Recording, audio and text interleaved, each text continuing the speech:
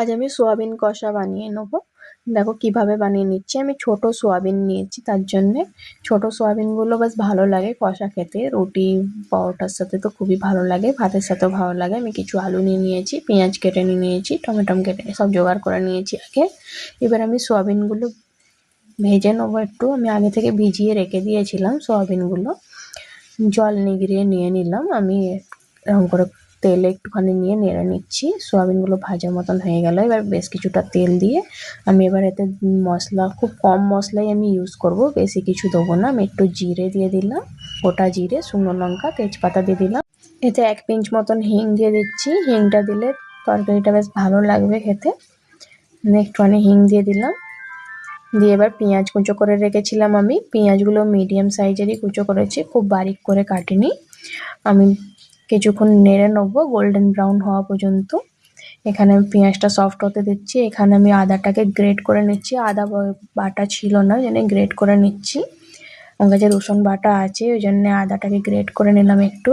এবার আলু কুচিয়ে রেখে দিয়েছিলাম ছোট ছোট করে, আলুগুলোকে দিয়ে আমি ভালো করে নেড়ে নিলাম কিছুক্ষণ। এবার আদা রসুন বাটা দিয়ে দিলাম, দিয়ে ভালো করে আমি কষিয়ে নেবো বেশ কিছুক্ষণ ধরে, যাতে আদা রসুনের কাঁচা গন্ধটা কেটে যায়।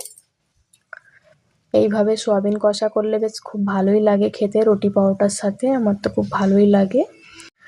একটু ভালো করে নিয়ে নেওয়ার পর এবার হলুদ গুঁড়ো, লঙ্কা গুঁড়ো, ধনে গুঁড়ো, জিরে গুঁড়ো দিলেও দিতে পারো, না দিলেও চলবে। গোটা জিরে দিয়েছি, এখানে দিলাম না।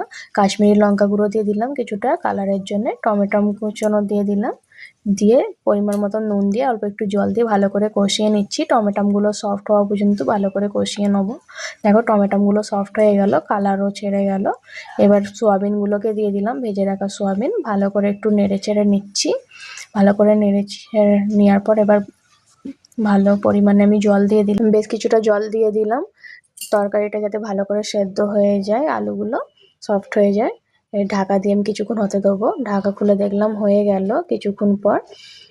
এবার ভালো করে একটু নেড়ে চেড়ে দেখো ঘাঁটা ঘাঁটা মতন হয়ে গেল তরকারিটা। এবার গরম মশলা দিয়ে দিচ্ছি আমি, ঘরে বাটা গরম মশলা। ঘরে বাটা গরম মশলা দিলে তরকারিটার টেস্টটা ভালো হয়। ধনেপাতা ঘি দিয়ে নামিয়ে নিলাম। দেখো কি সুন্দর লাগছে। সোয়াবিন কষা রুটি পরোটা বা পোলাও সব কিছু দিয়ে বেশ ভালো খেতে লাগে। ছোট সোয়াবিন বেশিই ভালো লাগে খেতে। কেমন হয়েছে রেসিপিটা একটু কমেন্টে জানাবে। ভালো লেগে থাকলে লাইক শেয়ার করে দেবে। দেখা হবে নেক্সট ভিডিওতে। Bye bye.